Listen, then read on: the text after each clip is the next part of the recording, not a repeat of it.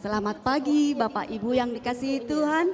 Kita bertemu lagi dan berkumpul di sini untuk memuji dan memuliakan nama Tuhan. Juga untuk para penonton di YouTube, silakan memberikan waktunya yang terbaik buat Tuhan. Kita rindu untuk datang ke hadapan Tuhan dengan penuh sukacita. Amin. Boleh saya undang untuk bangkit berdiri? Datang ke hadirat Tuhan dengan hati yang penuh sukacita.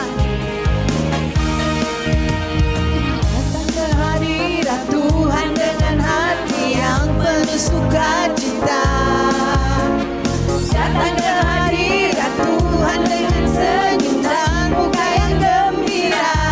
Angkatkan beban, Angkatlah beban dan kesedihan yang ada di dalam hatimu.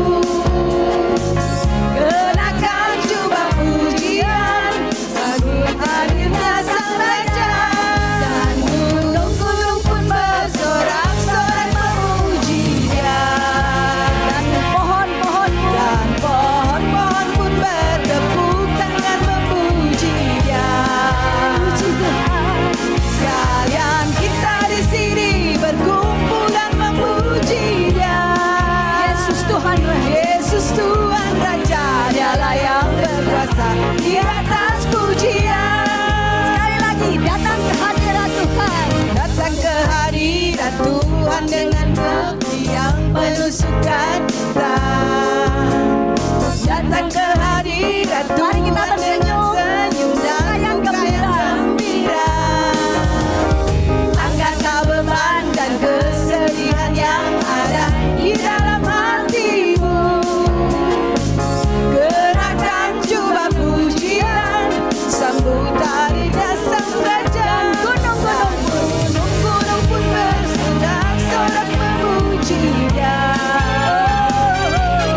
Dan pohon-pohon pun bertepuk tangan memuji Dia. Sekalian kita di sini Sekalian kita di sini berkumpul dan memuji Dia. Yesus Tuhan Raja.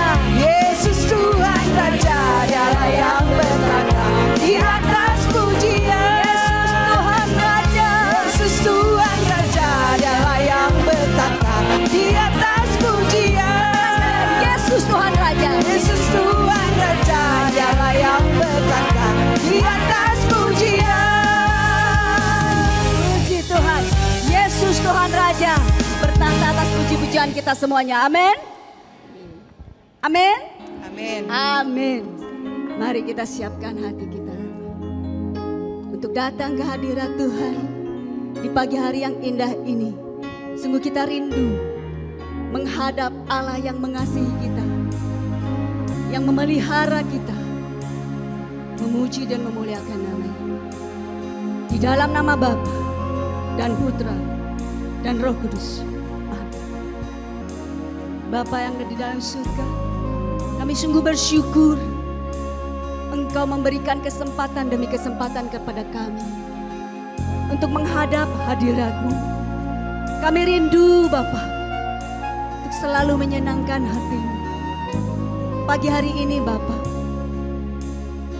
dengan penuh kerendahan hati dan segenap hati kami memuji Engkau.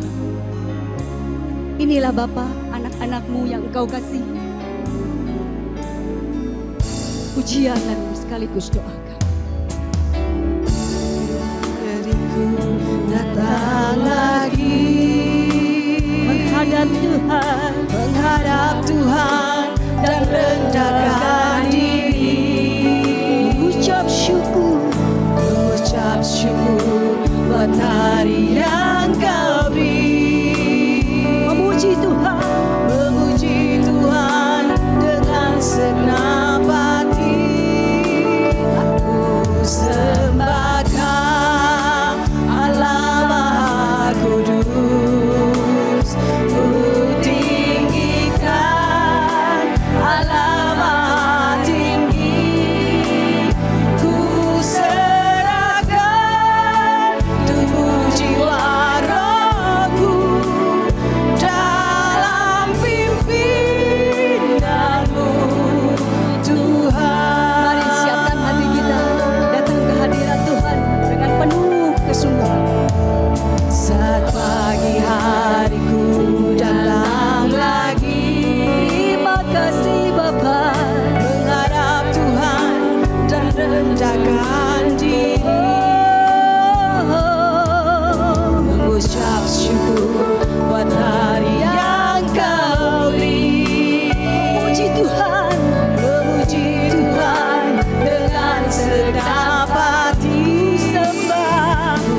sembah Kau Allah Maha Kudus, ku tinggikan Allah Maha Tinggi, ku serahkan tubuh jiwa rohku dalam pimpinanmu Tuhan.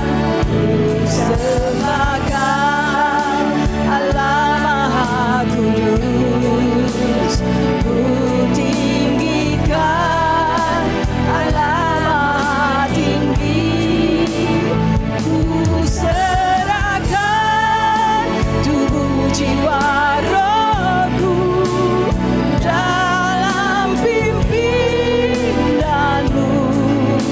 Umat saja. Tuhan. Sembah Kau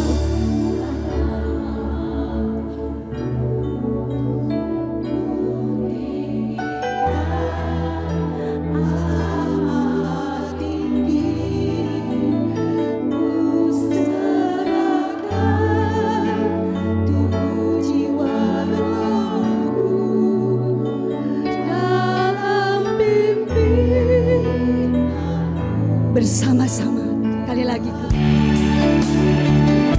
sembah Kau Allah Maha Kudus, ku tinggikan Allah Maha Tinggi, ku serahkan tubuh jiwa rohku dalam pimpinanmu Dalam pimpinanmu, dalam pimpinanmu Tuhan, dalam pimpinanmu Tuhan, dalam pimpinanmu Tuhan, ku mengucap syukur sebab Engkau baik, selalu baik. Ku bersyukur Tuhan, punya Allah seperti-Mu. Terima kasih Yesus untuk kasih setia-Mu. Bersyukur sebab Engkau baik. Terima kasih Tuhan. Tak habis-habisnya ungkapan terima kasih Tuhan, karena Engkau selalu baik. Engkau Allah yang hidup, Allah yang perkasa, Allah yang sungguh mengasihi kami. Terima kasih Yesus.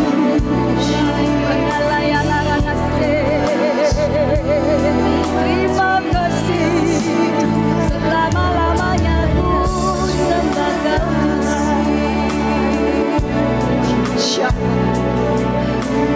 Bangkitkanlah rohmu untuk memuji Tuhan saat ini. Nyanyikanlah nyanyian yang baru untuk Tuhan. Pujilah Tuhan segenap hatimu. Pujilah Dia, pujilah Dia. Terima kasih Tuhan. Oh,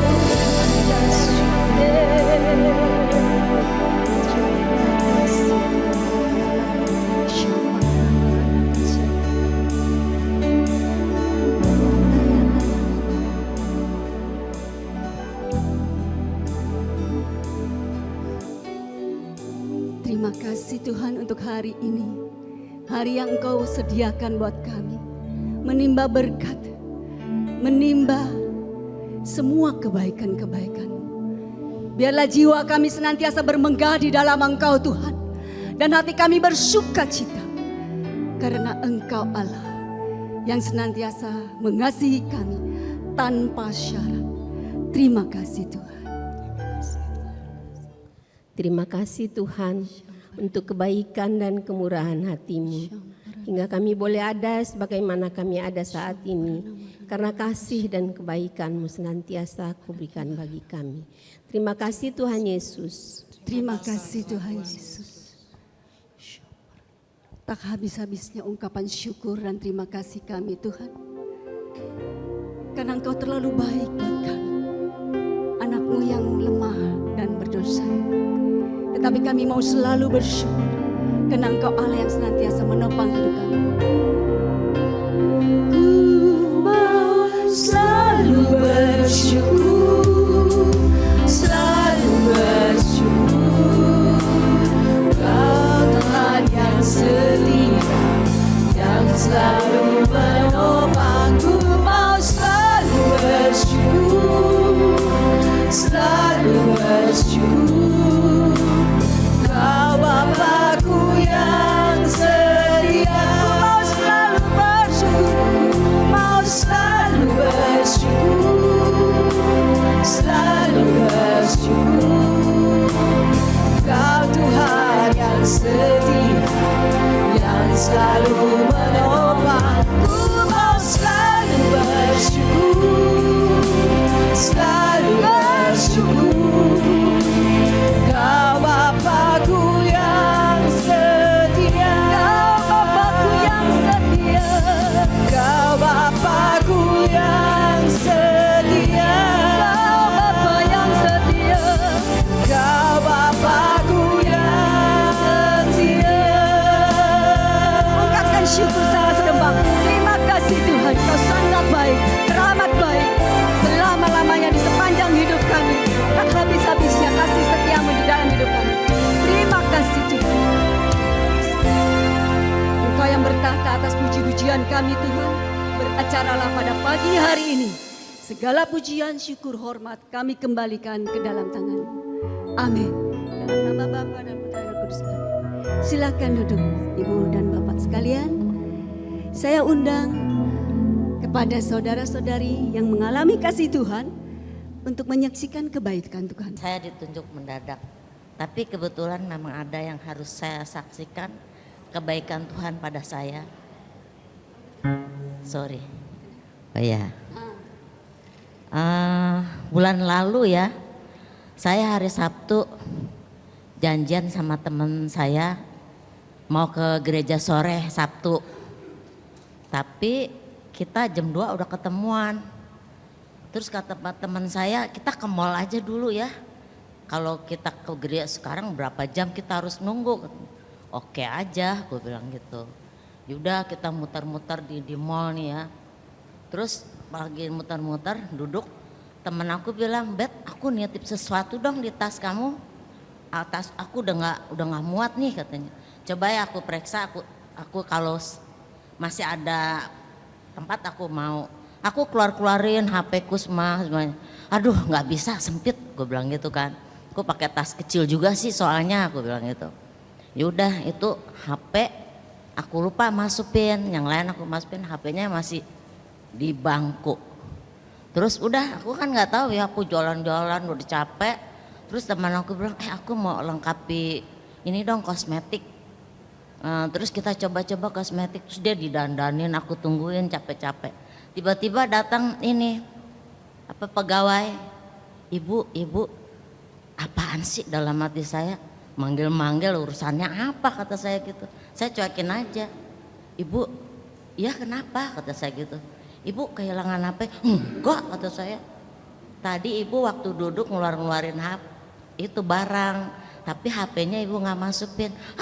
Coba saya, oh iya ini mana HP-nya? Oh iya itu HP aku, gue bilang gitu. Duh terima kasih ya, aku bilang gitu.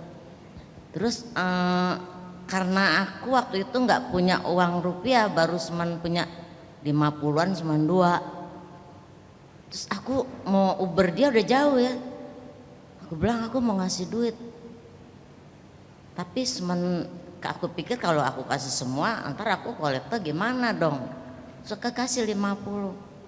Terus aku sampai rumah, aku bilang sama anakku, tadi mami gini. Mami pelit amat sih ngasih cuma 50, kasih 300 juga mami masih untung katanya. Iya sih, tapi mami nggak punya duit rupiah. kalau mami mau ke ATM dulu, telat ini gereja, kata saya gitu. Yaudah kapan-kapan, kata teman saya, kita ke situ lagi mau cari mukanya lo apa nggak? Gue sih nggak hafal, gue bilang gitu. Kata temen gue apa? Wah rambutnya yang di kondek-kondek gitu katanya. Terus senyumnya gue perhatiin kan. Yaudah kalau lo apa, lo temenin gue ya, gue mau ngasih duit lagi ke dia. Soalnya anak gue ngomel-ngomel gitu. Gue juga sebenarnya nggak pantas sih ngasih duit segitu, gue bilang. Yaudah akhirnya kita ke gereja, nunggu temen, cari akhirnya ketemu sih.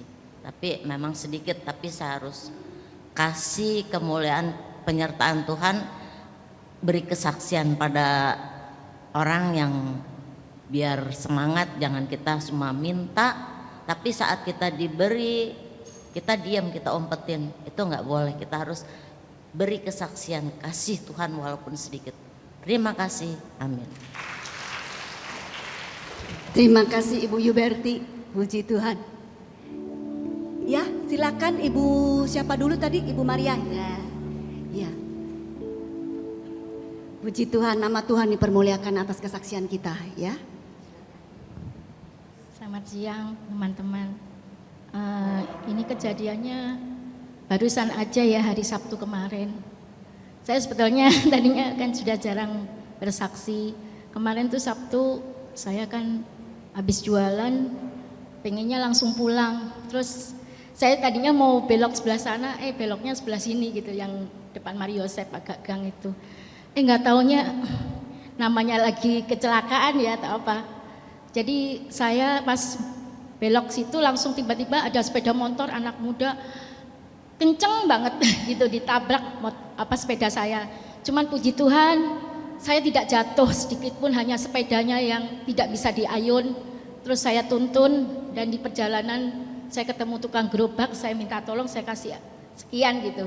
Puji Tuhannya apa? Saya nggak sampai terjatuh. Kalaupun sampai terjatuh, karena waktu siangnya saya harus bikin nasi pok untuk saya bagi-bagikan ke pemulung. Saya sudah siapkan segalanya gitu. Jadi kalau saya sampai jatuh, terus terang pasti badan saya ada yang nggak kurang enak untuk mengerjakan. Puji Tuhan, Tuhan itu baik dan luar biasa. Pertolongan Tuhan selalu tepat pada waktunya. Terima kasih. Terima kasih Ibu Maria. Tangan Tuhan senantiasa menopang kita ya. Ada kan pujiannya apa? Tangannya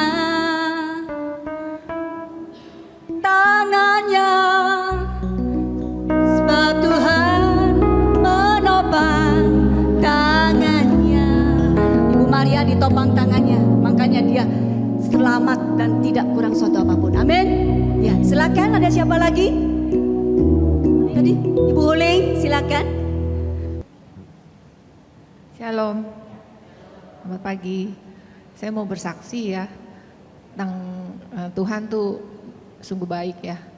Jadi mama saya yang tahun kemarin divonis kanker, terus kan udah dioperasi pengangkatan rahim dan indung telur, terus ngejalanin kemoterapi, semuanya dimudahkan sama Tuhan.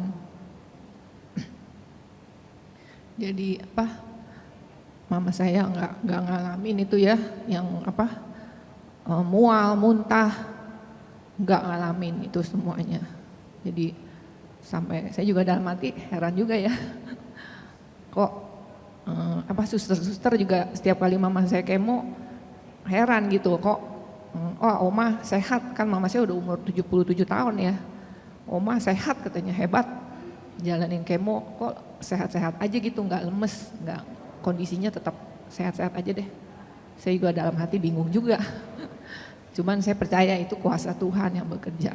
Terus setelah kemoterapi ya sama 6 kali, semuanya dimudahkan sama Tuhan. Terus udah selesai kemonya, minggu kemarin mama saya di CT scan lagi, hasilnya bagus. Mama saya udah bersih ya, udah gak ada sel-sel kanker lagi. Puji Tuhan, saya sangat bersyukur. Terima kasih Tuhan. Terima kasih Ibu Huling, Ibu Maria dan Ibu siapa tadi? Yuberti. Tuhan memberkati atas kesaksiannya. Masih ada? Oh, masih ada ya? Oh. Puji Tuhan. Sungguh kita berbahagia ya. Itu semua menguatkan iman kita. Karena nama Tuhan yang dipermuliakan ya. Waktu seminggu yang lalu saya kan mimpi tuh ada seorang ibu minta uang sama saya. Katanya dia bilang, Bu, boleh bantu saya gak? Saya mau buat bayar uang kontrakan gitu. Terus saya jawab, saya bilang, emang uang kontrakannya berapa Bu gitu. Dia bilang katanya 500.000 katanya gitu. Nah setelah mimpi udah selesai, udah lewat seminggu kali ya, udah lewat beberapa hari apa seminggu tuh saya lupa tuh. Nah ternyata benar saya ketemu ibu-ibu yang dalam mimpi itu. Saya bingung, saya bilang loh ini ibu itu kayak yang dalam mimpi saya, bener apa enggak ya gitu ya. Tapi saya pura-pura nggak mau ngelihat dia ya. Tapi bener dia teriak-teriak katanya bu gitu. Terus saya pas nengok, iya ada apa ya Bu gitu. Boleh minta uang nggak gitu. Saya bilang minta uang buat apa ya gitu ya. Dia bilang saya mau bayar uang sewa sama buat makan anak-anak. Saya bilang emang ibu tinggalnya di mana gitu loh. Dia bilang katanya di rumah kos-kosan ya dekat pinggir jalan itu katanya gitu. Terus saya bilang boleh gak saya ke tempat kosnya ibu, saya kurang yakin ya. Terus dianterin, bener loh dianterin. Terus dia ngomong sama ibu kosnya, katanya ini saya ketemu ini nih orang yang mau bantu saya. Padahal kan saya belum ngomong mau bantuin ya. Katanya ini mau ketemu orang yang mau bantuin saya nih, mau bayar uang kontrakan ya, kos gitu, uang kos. Terus saya bilang, Bu, kok ibu langsung bisa menilai saya bisa bantuin ibu? Saya bilang gitu. Ya saya lihat dari matanya ibu, kata gitu. Terus saya tanya dong sama ibu yang pemilik kos itu, bener gak si ibu ini belum bayar? Iya bener katanya, sudah sebulan lebih katanya. Saya bilang uang kontrakannya emang berapa? Saya bilang begitu. Sebenarnya sih katanya saya kasih dia 300, katanya 300.000 per bulan katanya gitu. Cuman kalau sama orang lain bisa 500 katanya gitu. Terus saya bilang aduh kasihan juga ya. Udah deh saya bayar nih 300 ke ibu yang pemilik kos ya.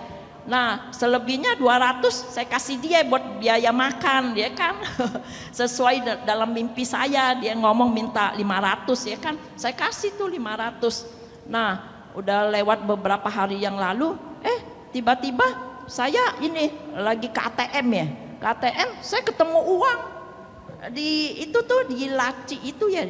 Pokoknya ada deh di laci itu tuh. Saya bingung, saya bilang uang siapa nih ketinggalan gitu ya. Uangnya 1 juta. Saya hitung-hitung 1 juta. Ya saya lihat di CCTV memang ada bisikan ya, udah lo ambil aja tuh uang gitu ya. Tapi saya aduh nggak mau saya ingat Tuhan, sadar tuh ya. Terus saya langsung masuk ke itu tuh, ke kantor bank itu. Saya bilang sama si security, Pak saya ketemu uang nih 1 juta. Di mana Bu? Di ATM gitu. Aduh Bu, makasih Bu. Ntar tolong ya dikasih ke orang yang kehilangan uang itu. Oh ya makasih ya Bu, Ibu udah baik hati mau ini gitu. Ya ini kan bukan uang saya Pak, ngapain saya ngambil, saya gituin. Sebenarnya ada loh yang begitu diambil uangnya katanya. Tapi ibu punya hati lain ya katanya gitu. Saya bilang saya nggak berani ngambil uang sembarangan, bukan milik saya. Ntar dibilang pencuri dan ditangkap polisi, itu ada CCTV, saya bilang gitu. Udah saya bilang ini semua di luar dugaan ya. Itu mimpi bener-bener nyata ya. Terus saya dapat uang di ATM itu bener-bener nggak dimasuk akal deh istilahnya gitu loh. Kalau saya bisa berbuat jahat sih bisa ya, cuman saya nggak mau. Saya ingat Tuhan, ingat Tuhan gitu. Jadi saya nggak berani. Sekian ya teman-teman. Terima kasih Ibu Lia. Tuh begitu banyak kebaikan Tuhan ya. Pasti Tuhan senang kalau kita mau bersaksi. Karena kesaksian ini bukan untuk dipuji manusia, tetapi untuk nama Tuhan dipermuliakan. Amin.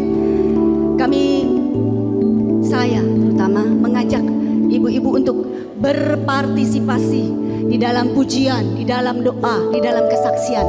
Karena ini semua boleh membangkitkan roh kita, menguatkan iman kita.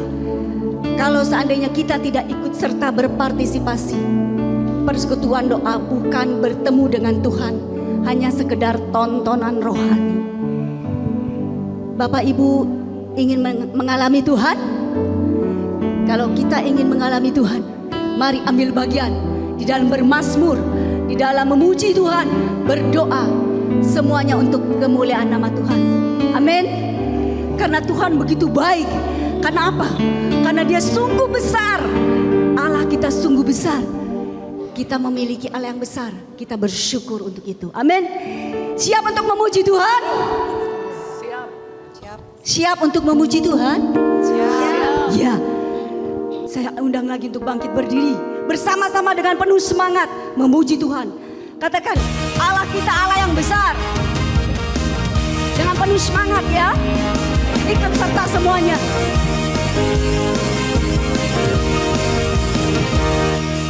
Allah kita besar, Dia sungguh sangat besar. Yes, Tuhan kita besar. Dia miliki kuasa besar, Dia besar. Segala sesuatu tercipta, tiada mustahil bagi Dia. Ku miliki Allah yang besar, Allah yang terbesar. Allah kita Allah yang besar. Allah kita besar, Dia sungguh amat besar. Amin. Terima kasih Tuhan. Dia miliki Allah besar, Dia besar. Segala sesuatu tercipta, tiada mustahil bagi Dia.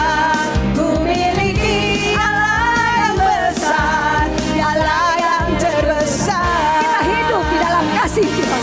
Kita hidup dalam kasih-Nya yang besar.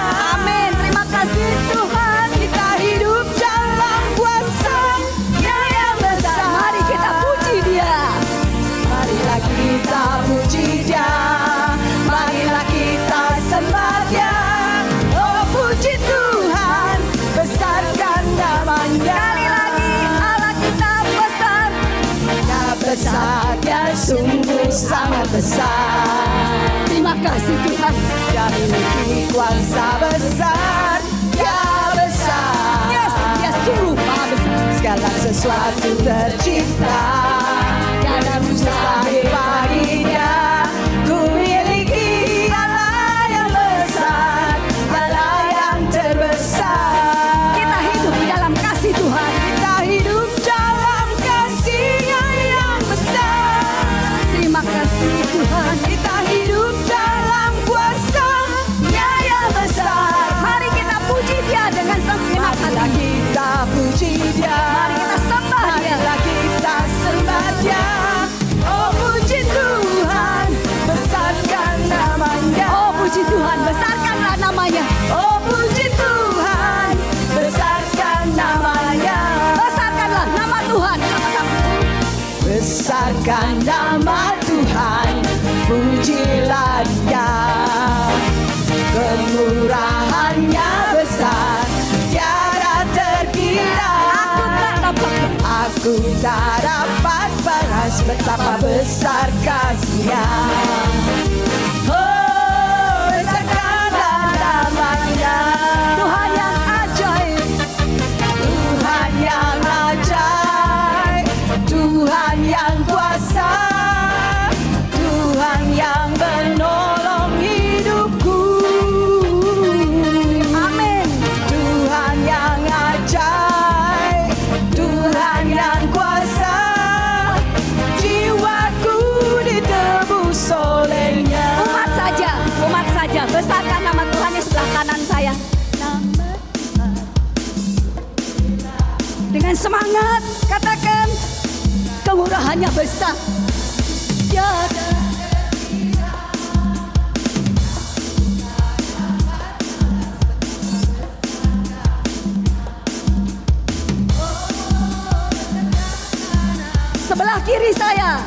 Katakan, besarkan nama Tuhan.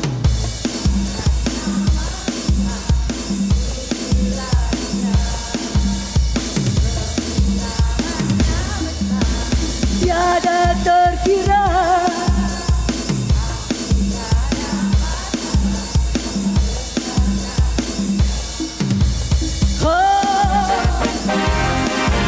Bersama-sama katakan, Tuhan Yesus ajaib. Tuhan yang ajaib, Tuhan yang kuasa, Tuhan yang menolong hidupku. Yes, Tuhan. Tuhan yang ajaib, Tuhan yang kuasa, jiwaku ditebus olehnya. Jiwaku ditebus olehnya.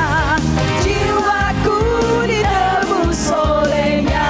Nama Yesus, nama Yesus. Nama Yesus, Katakan nama Yesus. menara yang kuat. Yes, nama Yesus. Nama Yesus, kota benteng yang teguh. Nama Yesus. Nama Yesus, kalahkan semua musuh. Nama Yesus di atas segalanya. Katakan sekali lagi, nama Yesus. Nama Yesus, menara yang kuat. Nama Yesus, kota benteng yang teguh. Nama Yesus. Nama Yesus, kalahkan semua musuh. Nama Yesus di atas segalanya. Nama Yesus, nama Yesus, Nama Yesus. nama Yesus, Nama Yesus. nama Yesus di atas segalanya.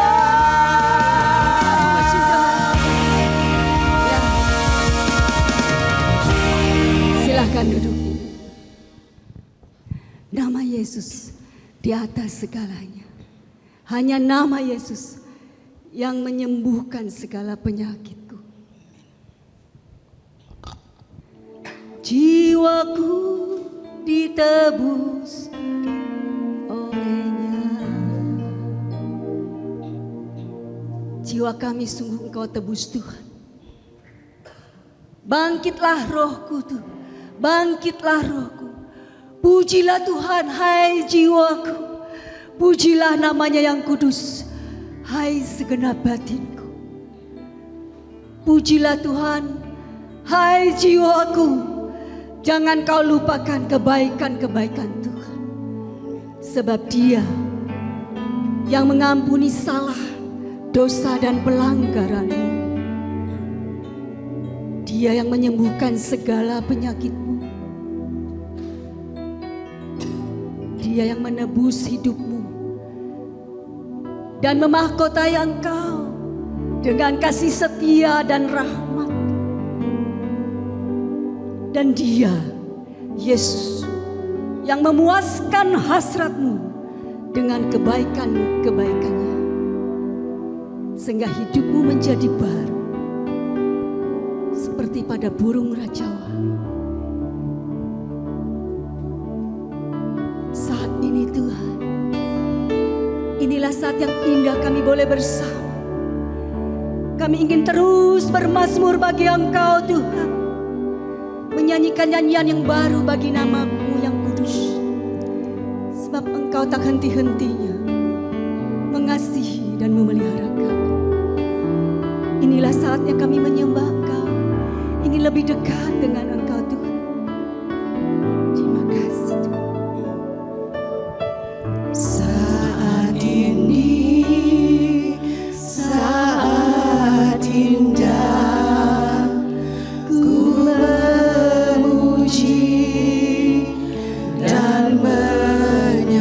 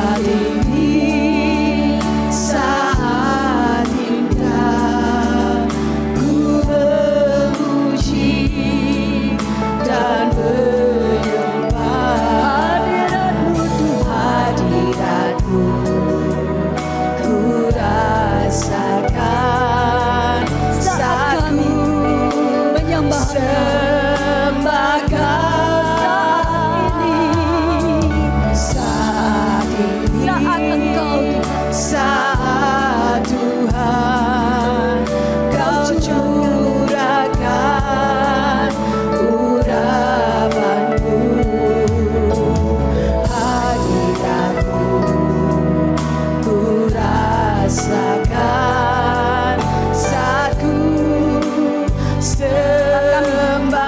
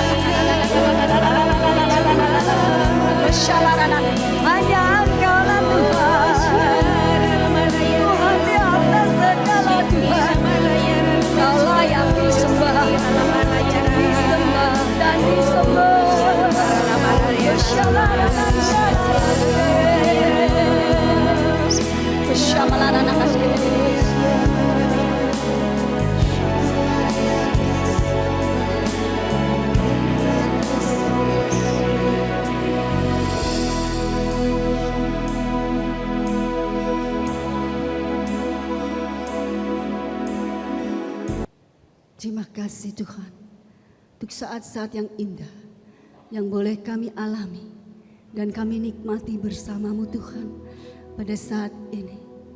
Kau sungguh Allah yang ajaib, perkasa dan mulia Tuhan. Kau sungguh melihat apa yang baik buat kami. Ajar kami Tuhan untuk kami boleh melihat diri kami seperti Engkau melihat kami. Bahwa kami adalah biji matamu, bahwa kami adalah umat kesayanganmu, bahwa kami sungguh berharga di matamu, bahwa kami adalah anakmu yang kekasih, yang senantiasa Engkau topang ketika kami terjatuh. Selama-lamanya Engkau selalu Allah, tempat perlindungan kami, tempat perteduhan kami ketika kami ingin berseru Tuhan. Kepada siapakah kami mengadu kalau bukan kepada Engkau? Ketika badai petopan pencobaan boleh datang menghadap kami, kami boleh tetap berjalan tanpa merasa lelah, dan kami terus kuat di dalam iman kami. Kami terus berlari tanpa merasa lesu, sebab Engkau Bapa yang menopang kami. Terima kasih Tuhan, kalau Engkau telah mengirim anakmu yang Kau kasihi, Ibu Lady. Engkau pasti sudah mengurapinya dengan urapan yang baru. Senantiasa ingin memberkati kami satu persatu dengan setiap firman-firman yang hidup. Tegurlah kami Tuhan ketika kami menyimpang daripada-Mu. Ajarlah kami, sebab Engkau menyayangi kami. Sebab Engkau Allah yang besar, Allah yang perkasa, yang selalu ada buat kami. Sebab Kau besar, perbuatan-Mu ajaib, tiada seperti Engkau, tiada seperti Engkau, tiada seperti Engkau.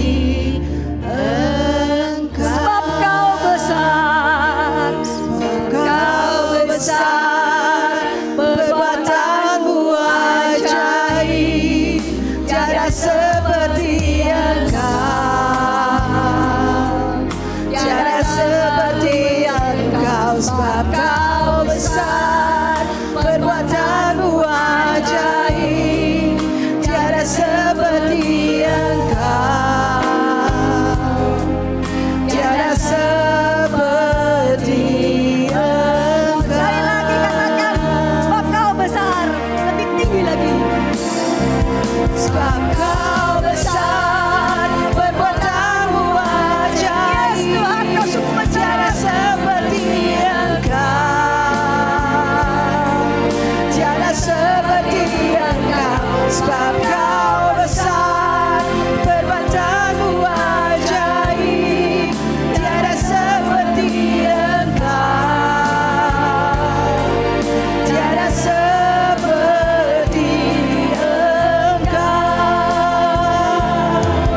tiada seperti Engkau, Tiada seperti Engkau, tiada seperti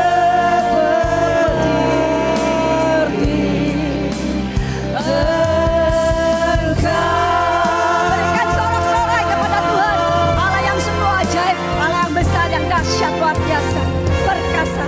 Terpujilah Tuhan di sepanjang hidup kami. Terima kasih Tuhan.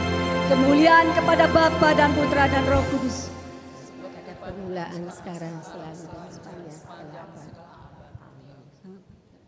Silakan Ibu Lady. Shalom Bapak Ibu. Ada sukacita?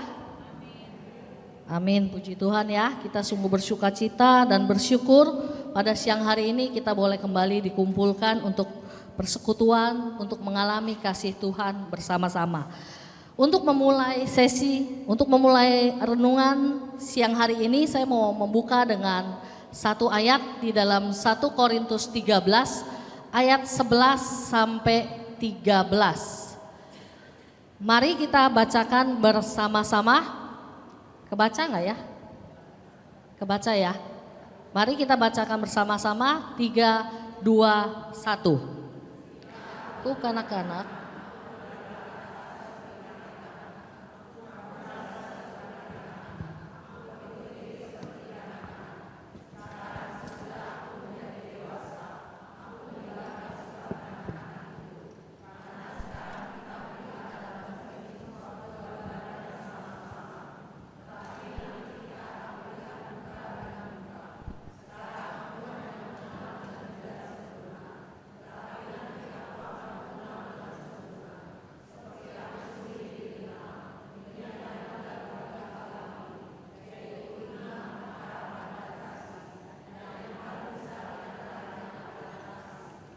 Demikianlah firman Tuhan.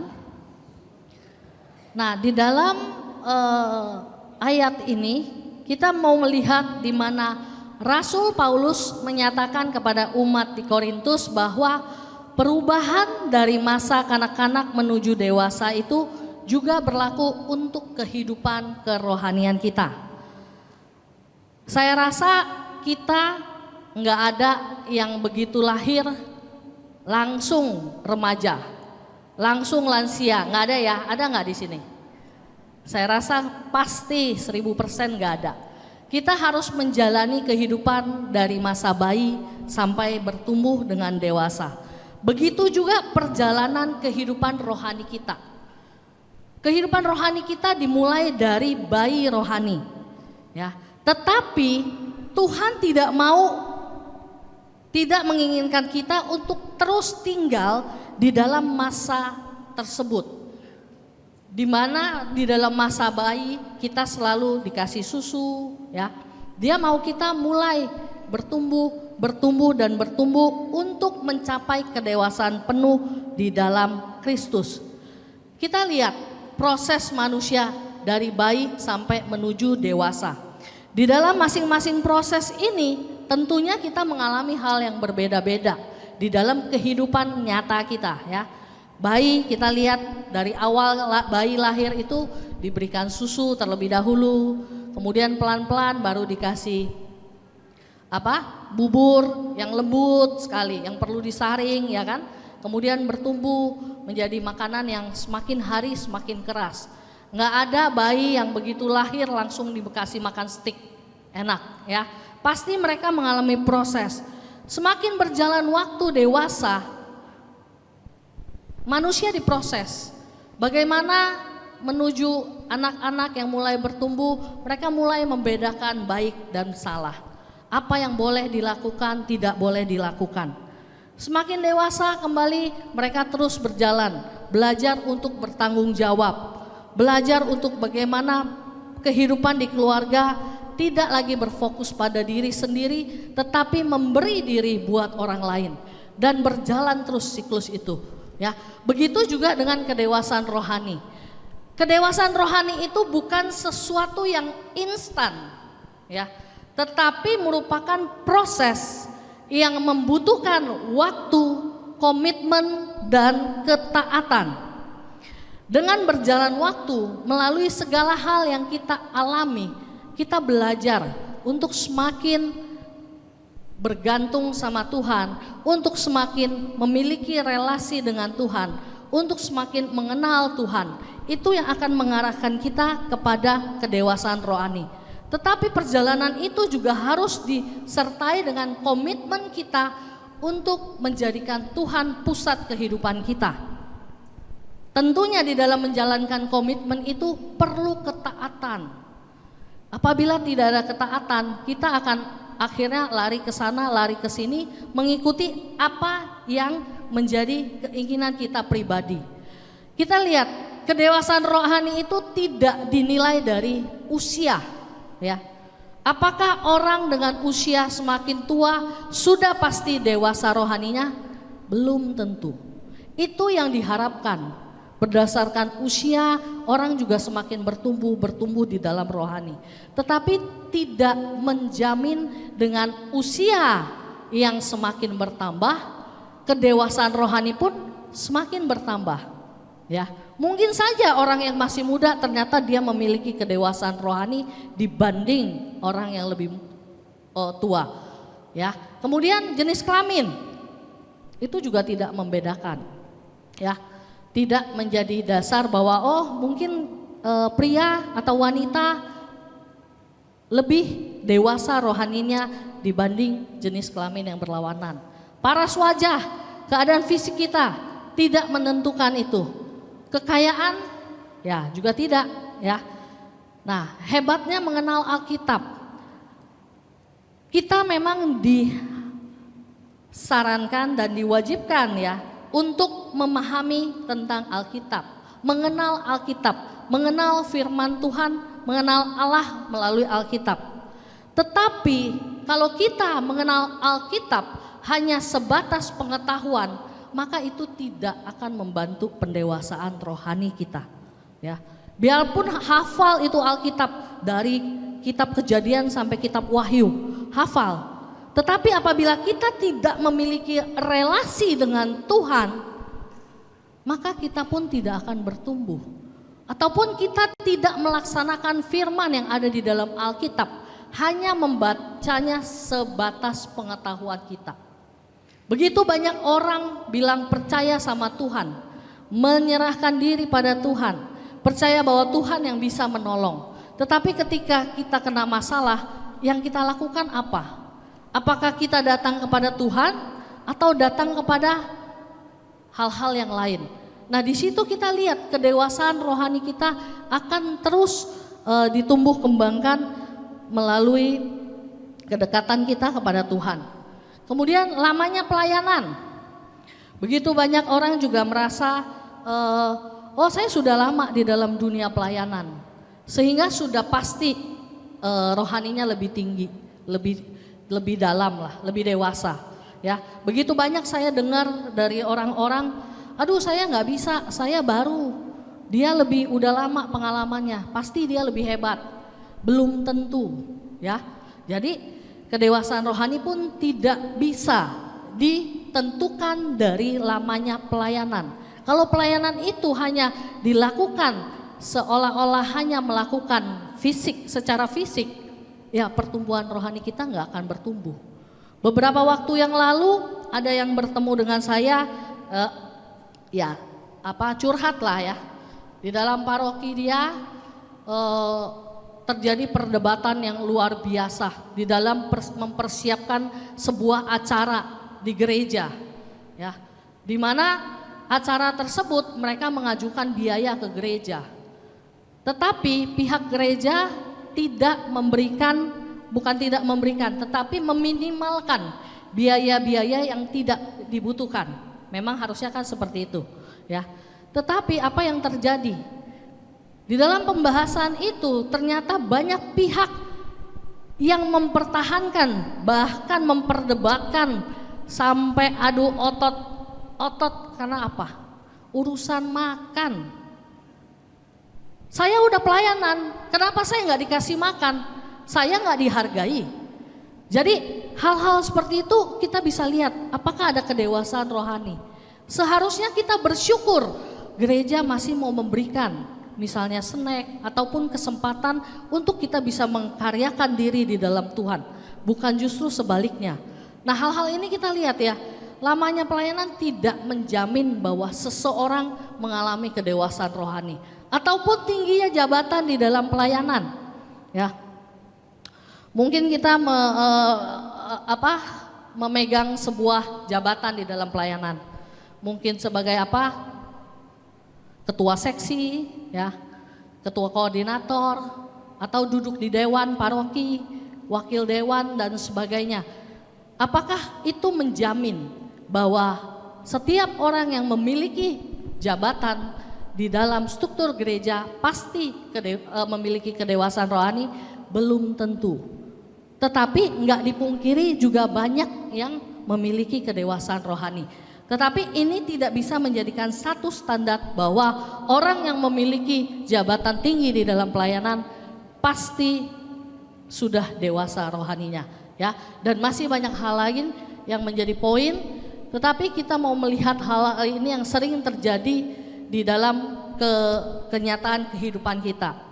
Nah, kita bisa melihat sebetulnya ya, tanda-tanda kedewasaan rohani di dalam seseorang. Dan apa sih yang bisa kita lakukan agar kita bisa bertumbuh memiliki kedewasaan rohani di dalam Tuhan. Ya, kita harus terus bertumbuh di dalam pengenalan akan Tuhan. Kita belajar dari firman-Nya dan memperdalam hubungan kita dengan Tuhan agar semakin matang di dalam iman. Tanda yang pertama atau apa yang harus kita lakukan, yang pertama adalah meninggalkan sifat kekanak-kanakan, sifat kanak-kanak, ya.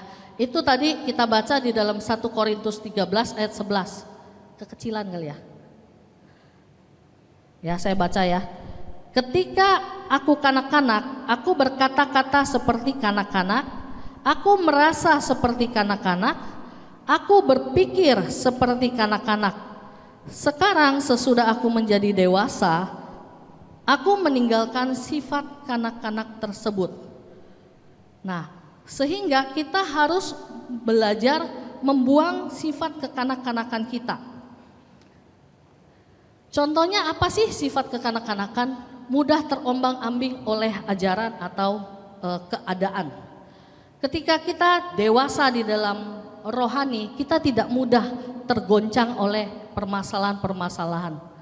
Saya dulu beranjak dari keluarga non-Katolik. Ya. Ketika saya mau dibaptis, ya, itulah cara Tuhan mungkin menarik hati saya supaya memutuskan diri mau dibaptis. Ketika saya proses belajar katekumen, ya, saya berdoa, saya minta apapun Tuhan kabulkan, nggak pakai tunggu lama. Saya amin aja jawabannya datang. Tetapi berjalan dengan waktu, saya merasa bahwa oh ya, Tuhan sungguh luar biasa melakukan ini, itu dan sebagainya yang di luar ekspektasi saya. Kok Tuhan bisa ya melakukan hal tersebut, yang akhirnya membuat saya memutuskan diri untuk dibaptis. Tetapi ketika saya dibaptis, berjalan dengan waktu, saya berdoa, aminnya berkali-kali, tapi nggak dijawab-jawab, ya kan? Terus apakah itu menandakan bahwa Tuhan sudah tidak mengasihi saya? Tidak. Ternyata yang Tuhan inginkan apa? Tuhan inginkan saya tidak seperti bayi rohani terus menerus, di mana ketika kita minta sesuatu, oke, diturutin, dikasih Tuhan. Tetapi ketika Tuhan menunda atau tidak memberikan sesuai yang kita mau, apakah kita masih mempunyai iman di dalam Tuhan? Apakah kita masih mau terus berpegang sama Tuhan? Di situ kedewasaan rohani kita, iman kita kepada Tuhan terus diuji dan diuji. Yang akhirnya membuat kita sampai pada satu titik ketika kita mengalami sebuah permasalahan, kita sungguh-sungguh mengerti bahwa Tuhan mengasihi kita melalui permasalahan yang kita alami. Saya percaya Tuhan mengizinkan segala masalah di dalam hidup kita itu membentuk kita untuk dapat pada satu waktu kita mempunyai akar yang kokoh, sehingga ketika badai menerpa kita tidak mudah terombang-ambing oleh ajaran atau keadaan. Kita tahu ya, zaman sekarang ajaran-ajaran di luar sana, di mana media sosial begitu gencar dan mudah dibaca oleh siapapun, sehingga berita benar, berita tidak benar secara mudah dikonsumsi oleh orang. Nah, apakah kita tetap berpegang kepada ajaran iman kita? Berjalan dengan waktu, saya banyak belajar bagaimana mengalami Tuhan di dalam permasalahan kehidupan saya. Dan satu hari, beberapa bulan yang lalu, mama saya meninggal. Meninggalnya itu mendadak, ya, sehat walafiat. Pagi-pagi itu masih breakfast, kemudian siang itu dia mau pergi sama temennya. Sudah siap-siap, lagi mau siap-siap. Pada selesai breakfast saya ke kantor, kerja ke kantor. Itu mungkin sekitar jam 9 saya ke kantor. Kemudian jam 11 saya ditelepon oleh saudara saya. Dia telepon, dia tanya, "Kamu di mana?" "Saya lagi di kantor," saya bilang. "Kamu cepetan pulang sekarang ini karena mama kamu nggak sadarkan diri," katanya. Saya kaget ya, tanpa banyak bicara saya langsung pulang. Kebetulan rumah saya dengan kantor nggak terlalu jauh. Tetapi di dalam perjalanan pulang itu saya langsung telepon ambulans. Karena nggak sadarkan diri, ya saya prepare karena panggil ambulans itu nggak cepet ya. Namanya ambulans, mesti cepet, tapi pergerakannya ternyata tidak demikian. Banyak hal, pada saat saya telepon aja banyak yang ditanyakan. Saya sampai bilang, ini keadaan darurat, saya perlu sekarang. Langsung jalan. Begitu tiba di rumah, mama saya sudah tergeletak di lantai.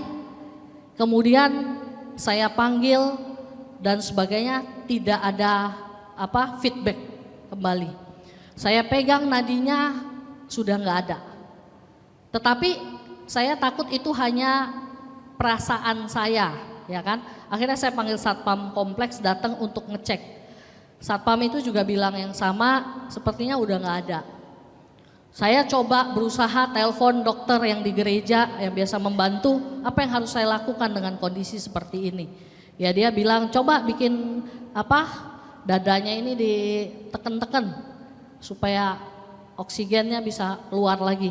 Akhirnya saya coba lakukan, tapi tidak merubah keadaan. Ambulans datang dengan dokter dan dokter juga menyatakan hal yang sama, bahwa mama sudah meninggal. Kira-kira kalau dilihat dari kondisi tubuh mungkin 2 jam yang lalu. Di mana saya melihat, oh 2 jam lalu berarti pada saat kurang lebih saya ke kantor, mama saya itu lagi mau mandi, ke kamar mandi untuk siap-siap mau pergi. Ternyata mungkin ini hanya tebakan kita, karena kita tidak pernah tahu apa yang terjadi di dalam. Mungkin pada saat di kamar mandi, itu mendadak dia merasa pusing, karena ada muntahan. Mendadak pusing, dia muntah, kemudian dia merasa lemas, dia mau jalan keluar kamar mandi, dia nggak sanggup, dia duduk di kloset, dia nggak jatuh. Dia duduk di kloset, sepertinya masih pusing. Dan akhirnya dia muntah lagi, tetapi saya nggak tahu setelah muntah itu dia jalan atau dia jalan dulu baru dia muntah. Tapi akhirnya dia duduk di kloset tanpa ada yang mengetahui. Sampai akhirnya sekitar jam 11 itu, setengah 11, saudara saya datang karena di telepon nggak diangkat-angkat, mau janjian pergi, kok belum siap. Jadi dia datang nggak sabar, dia ketok-ketok pintu kamar mandi nggak ada suara, akhirnya dibongkar, dia duduk tanpa nggak berdaya. Akhirnya baru ditaruh keluar dan ternyata sudah tidak bernyawa. Nah, hal ini saya mau menunjukkan banyak hal yang terjadi di luar apa yang kita sangka, ya. Apa yang tadinya baik-baik saja, mendadak udah seperti disambar petir. Dan pada saat itu saya sendiri sedang mengalami banyak sekali permasalahan. Di kantor saya, admin saya berhenti, dan di waktu yang sama office boy kantor berhenti. Di mana di kantor itu cuma ada 2 yang membantu. Sehingga apa yang harus saya lakukan? Di saat itu juga jatuh tempo kantor sewa sudah mau jatuh tempo. Belum lagi urusan-urusan gereja. Saya di gereja dipercaya menjadi sekretaris dewan. Saya tahu itu bukan hal yang mudah, begitu banyak hal yang harus saya kerjakan. Jadi seolah-olah semua itu menyerbu saya, sampai saya tanya sama Tuhan, Tuhan nggak bisa ya, tunggu satu selesai dulu, baru yang lain datang, boleh nggak apa-apa saya terima. Tetapi kenapa ini belum beres, mendadak diserbu sana, diserbu sini. Tetapi saya melihat, pada saat kejadian itu, saya melihat ada kekuatan dari Tuhan yang membuat saya tetap bisa berdiri. Dan itu saya yakin bukan instan. Karena itu semua sudah diproses by the time dari permasalahan yang terjadi, yang membuat kita semakin kuat. Sehingga ketika badai besar datang di dalam hidup kita, kita bisa tetap berdiri kokoh. Saya sempat mempertanyakan Tuhan, saya sempat nggak bisa tuh pujian penyembahan seperti itu. Untungnya tidak berlarut-larut. Saya tidak menyalahkan Tuhan, tetapi saya nggak mengerti kenapa ini semua harus terjadi dengan hal yang demikian. Mama saya meninggal, saya masih punya 2 kakak. 2 kakak saya itu nggak bekerja, dan 1 diantaranya pernah depresi, sehingga dia masih makan obat depresi. Dengan meninggalnya mama saya, otomatis semua beban keluarga jatuhnya ke saya, ya kan? Ya, saya bersyukur, saya cuma berdoa sama Tuhan, saya percaya bahwa Tuhan akan menopang jalan saya. Dia tidak mungkin meninggalkan saya dengan hal yang dialami ini, pasti Tuhan akan menolong saya. Ternyata memang banyak hal yang Tuhan lakukan, ya. Salah satunya, saya merasa bersyukur saya tidak terombang-ambing oleh keadaan yang akhirnya membuat saya meninggalkan Tuhan. Di situ kita belajar untuk memiliki komitmen dan ketaatan kepada Tuhan. Ya, nanti saya lanjut kesaksiannya. Kemudian kita lihat yang kedua apa? Berpusat. Nah, ini orang yang tidak sifat kekanak-kanakan itu, dia berpusat hanya pada diri sendiri, tetapi bukan pada kehendak Tuhan. Kita lihat kalau ilustrasi ini ya. Bentar. Ilustrasi layangan.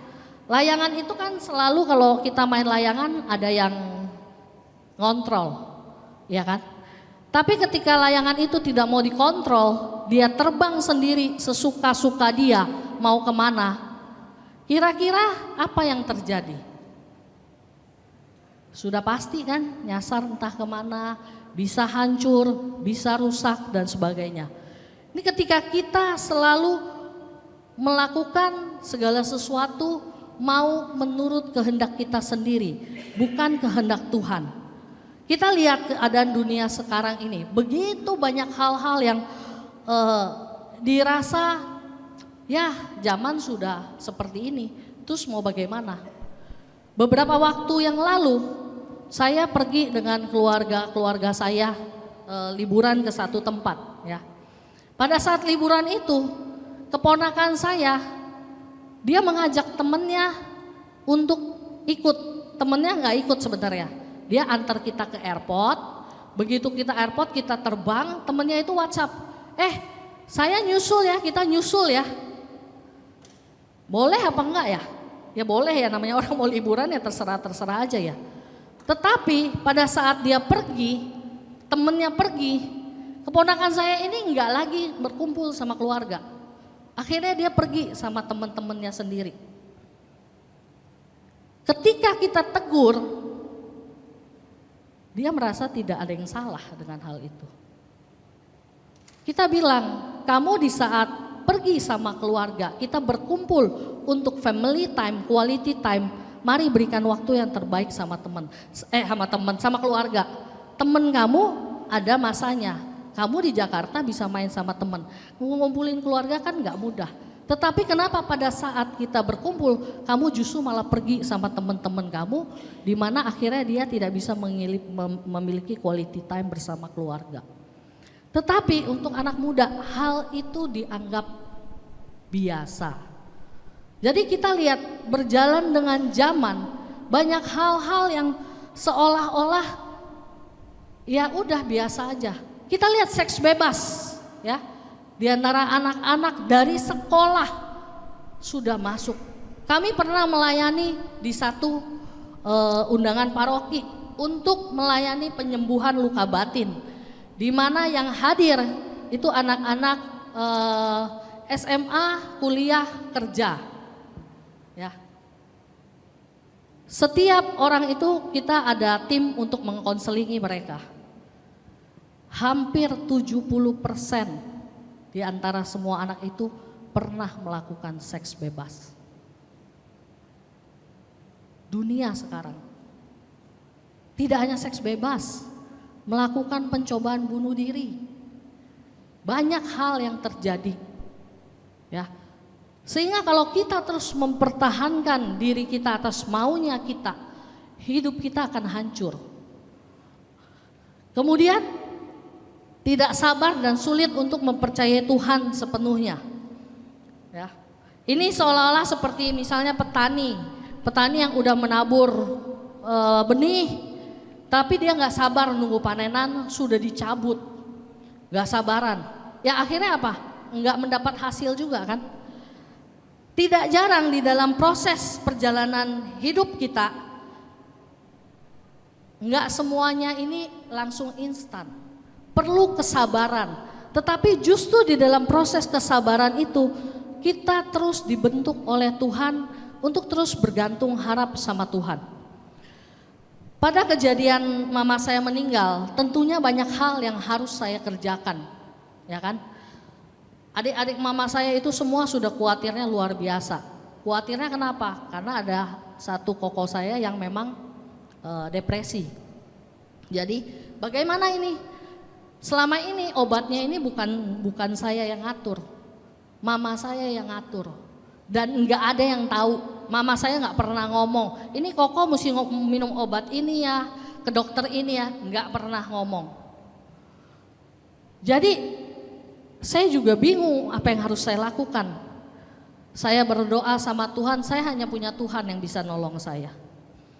Saya berdoa dan akhirnya saya bongkar laci mama saya.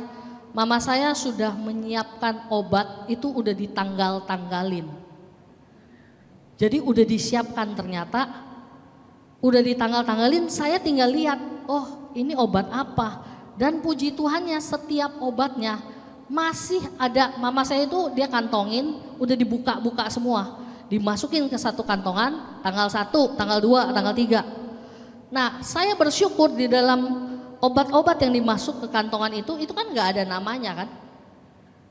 Tetapi saya bersyukur di luar itu ternyata mama saya masih simpan satu strip yang masih ada nama obatnya, sehingga saya masih bisa beli obatnya dan saya baca pola yang dibuat mama saya obat-obat itu. Jadi saya terus mengikuti itu. Saya percaya itu Tuhan yang menolong saya. Pada saat saya mengurus itu namanya apa? Safety box ya, safety box di bank. Kita tahu ya begitu ribet. Saya kan nggak paham. Saya ditanya saudara saya, mama kamu punya safety box nggak? Seingat saya ada, saya pernah diajak untuk pergi ke bank jauh, saya bilang kan, untuk masukin ambil barang di safety box. Tapi kayaknya sudah dipindah ke bank dekat di area kita. Kemudian akhirnya saudara saya tanya, kamu dikasih kuasa nggak? Karena saya nggak pernah main dengan safety box, saya nggak paham. Saya bilang kayaknya enggak deh. Seingat saya nggak pernah tanda tangan apa-apa. Jadi mungkin cuma atas nama mama saya bilang. Ya udah, yang saya bisa lakukan hanya ke bank kan, nanya sama bank. Akhirnya saya ke bank, dia ada satu ruangan khusus safety box, ada pegawainya di situ dan saya tanya. Saya bilang, Bu, saya mau tanya untuk safety box nomor sekian, nomornya ada di laci mama saya. Nomor sekian, kalau sudah meninggal bagaimana ya? Oh kalau sudah meninggal dia kasih tulisnya banyak. Kamu harus siapkan surat ini. Kemudian mesti ke notaris bikin akte, ya kan? Akte ahli waris dan sebagainya. Dia jelasin panjang lebar. Dan dia sudah ambil itu kertas. Oh nomor sekian ya. Oh ibunya meninggal. Iya.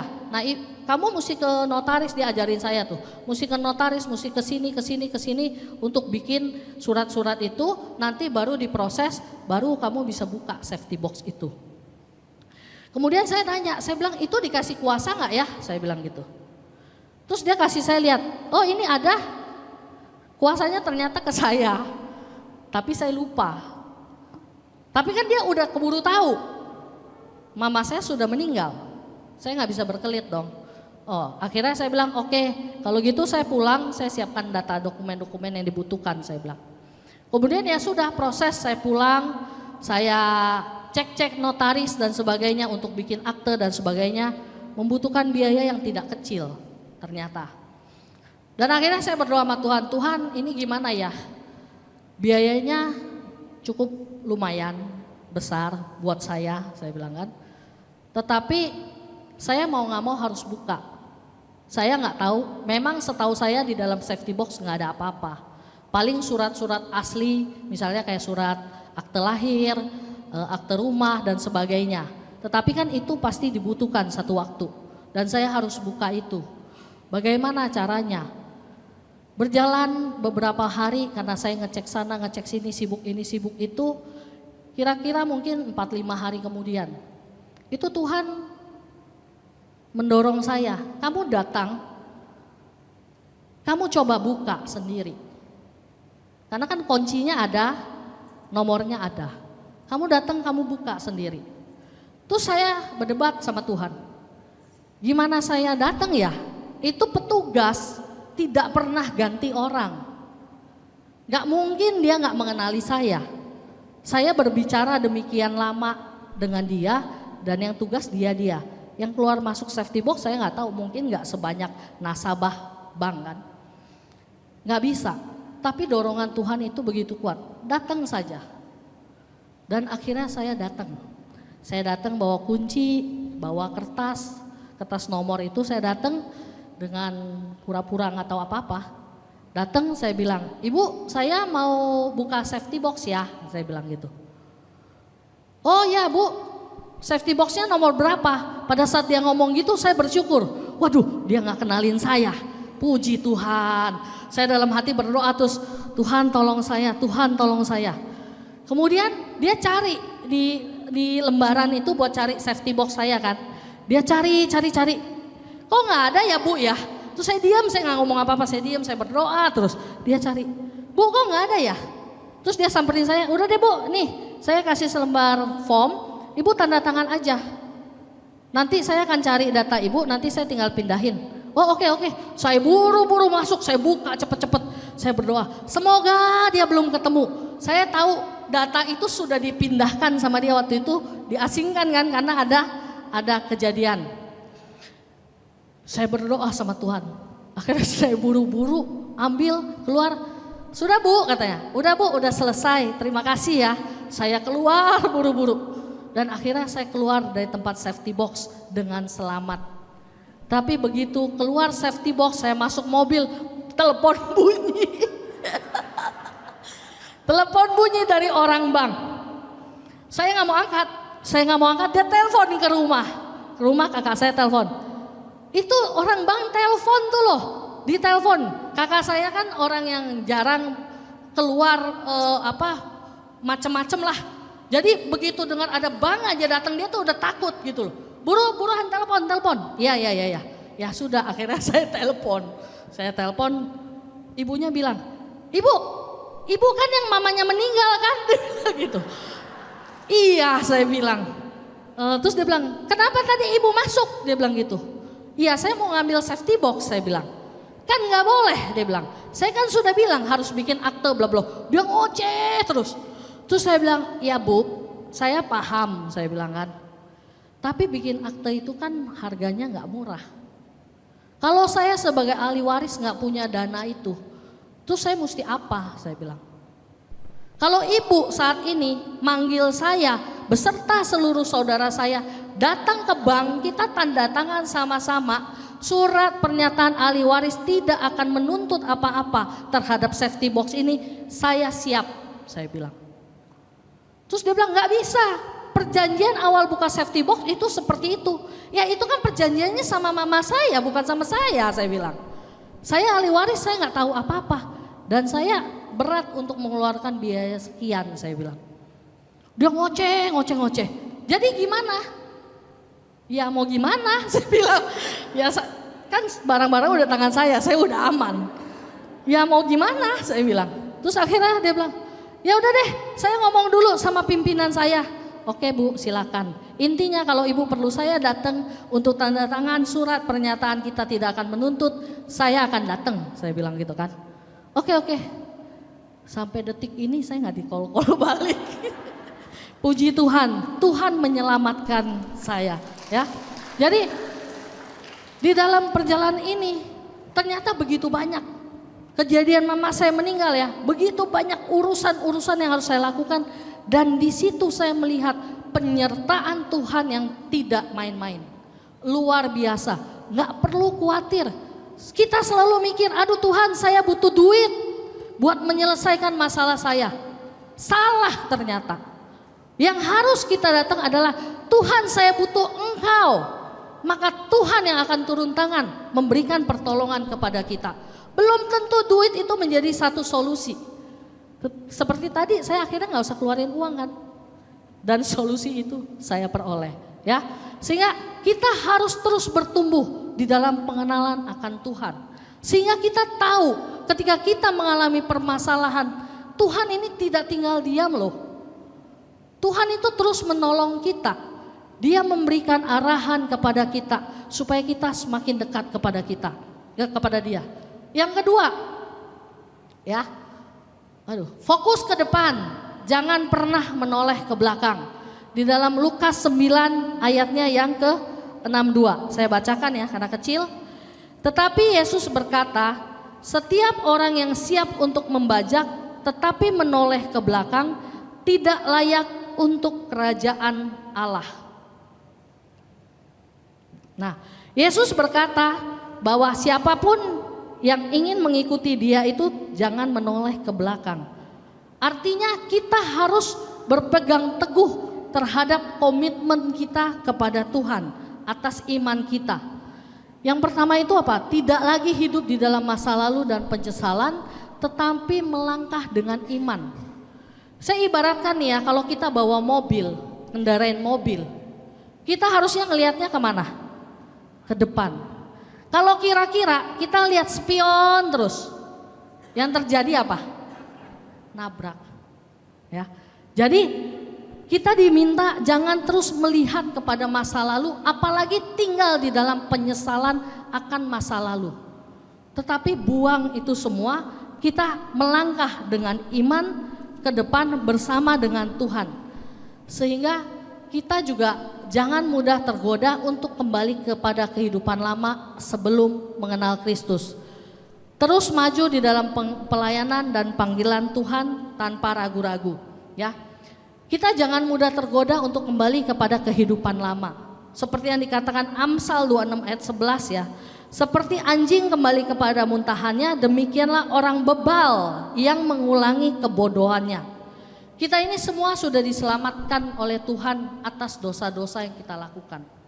Jadi kita jangan seperti orang bebal yang terus kemudian masuk lagi kepada dosa yang sama. Terus mengulangi kedosaan kita yang dulu pernah kita lakukan. Tetapi kita mau bertobat, kita mau berputar 180 derajat untuk melangkah bersama dengan Kristus. Ada satu ilustrasi yang mungkin Bapak Ibu juga sering dengar ya. Dimana kalau kita berjalan menghadap matahari, bayang-bayang kita di mana? Matahari di depan nih. Saya berdiri di sini, bayang-bayang saya di mana? Di belakang. Kalau mataharinya di belakang, saya di sini, bayangannya di mana? Di depan saya. Ilustrasi ini ingin saya tunjukkan bahwa matahari ini merupakan Kristus. Ketika kita berjalan menghadap Tuhan, berjalan menuju kepada Tuhan, kegelapan kehidupan lama kita itu ada di belakang kita. Jadi kita melangkah di dalam terang kepada Kristus.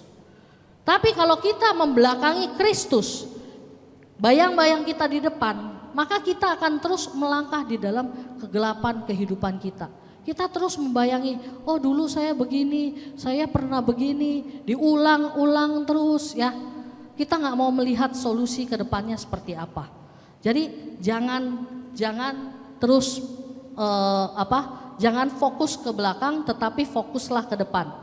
Kedewasaan rohani itu menuntut kita untuk tetap berfokus pada tujuan ilahi, sehingga kita tidak tergoda oleh hal-hal duniawi yang dapat mengalihkan perhatian kita daripada Tuhan. Itu seperti yang tadi saya bilang, begitu banyak hal dunia yang kita alami yang berusaha untuk menjauhkan kita daripada Tuhan. Nah, kalau kita fokus ke depan dengan bersama dengan Tuhan, maka kita harus bisa mengalihkan perhatian hal-hal lain yang membuat kita jauh daripada Tuhan. Kemudian yang ketiga, hidup di dalam Kristus, bukan lagi untuk diri sendiri. Diambil di dalam Galatia 2 ayatnya 20. Namun aku hidup, tetapi bukan lagi aku sendiri yang hidup, melainkan Kristus yang hidup di dalam aku.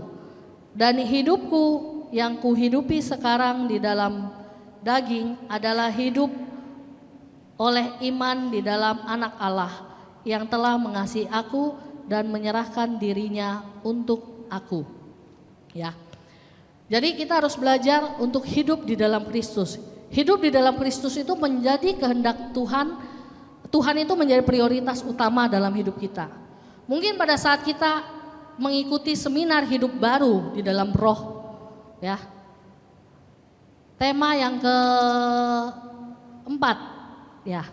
Kita diajak memilih ketika kita sudah mengenal Tritunggal Allah, Bapa, Allah Putra dan Allah Roh Kudus, apakah kita mau menerima karunia daripada Tuhan dengan menerima Yesus untuk menguasai hidup kita. Nah, sama, kita harus menjadikan Tuhan itu sebagai prioritas utama kita di dalam kita melangkah. Karena ketika kita menggantungkan diri sama Tuhan, jangan khawatir. Apapun yang kita alami, kita pasti bisa lalui. Tentunya bukan dengan kekuatan kita, tetapi bersama dengan Kristus. Kemudian menjalani hidup dengan iman bukan dengan kekuatan sendiri, memiliki karakter yang semakin menyerupai Kristus. Kita tahu kekuatan kita sendiri ini hanya terbatas. Terbatas pada pengetahuan yang kita miliki, terbatas kepada hal-hal yang kita ketahui dan sebagainya. Tetapi terkadang ketika kita di dalam satu permasalahan, hal tersebut seolah-olah juga tertutup. Kaitannya dengan meninggalnya mama saya lagi. Waktu itu saya ke bank, saya harus print out e-statement dari bank mama saya. Persoalan bank mama saya, nomor ATM pun saya nggak tahu. Tetapi saya ingat mama saya pernah kasih tahu saya 6 angka. Dan saya coba pakai 6 angka itu untuk buka ATM. Karena balik, kalau udah lapor ke bank urusannya banyak. Saya coba masukin angka itu. Ternyata nggak bisa. Terus saya mau masukin nomor berapa ya? Saya nggak ada pikiran sama sekali. Saya bongkar semua catatan, tidak ada nomor PIN sama sekali. Tetapi saya butuh. Saudara saya sudah pada bilang, itu udah kamu buka ATM nanti kamu pindahkan semua ke rekening kamu, itu nanti mau ditutup bank, mau diapain bank terserah. Ya kan? Karena kalau proses bank ya itu butuh tadi akte dan bla bla bla. Akhirnya saya cuma berdoa sama Tuhan. Kemudian Tuhan itu meminta saya untuk mengganti salah satu angka dari ke-6 angka itu. Dan saya coba dan berhasil. Saya juga nggak paham kenapa itu bisa terjadi. Berhasil saya bisa buka ATM mama saya bisa pindahkan semua dana yang ada ke rekening saya. Tetapi kemudian saya harus cetak itu e-statement bank. Kemudian saya berpikir bagaimana caranya cetak itu ya berbulan-bulan. Saya harus ke bank dong. Kalau ke bank orang lain tidak bisa minta untuk cetak e-statement. Harus orang yang bersangkutan. Terus saya mulai mikir otak lagi. Aduh ini kalau minta lagi banyak urusan lagi nih. Kemudian saya berdoa sama Tuhan di rumah, saya bilang, ya Tuhan saya udah gak punya jalan lain. Saya tetap harus ke bank, saya harus bicara sama customer service-nya. Tolong Tuhan kirimkan orang yang sungguh bisa membantu saya tanpa merepotkan saya bilang. Dan akhirnya saya datang, saya ketemu satu anak muda. Sepertinya anak muda ini baru jadi customer service. Oh, helpfulnya luar biasa.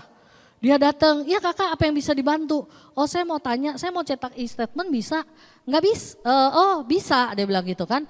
Bisa minta KTP, minta gini-gini. Oh nggak ada, saya diminta tolong orang tua saya buat datang, saya nggak bilang meninggal. Saya diminta orang tua saya buat datang, saya bilang.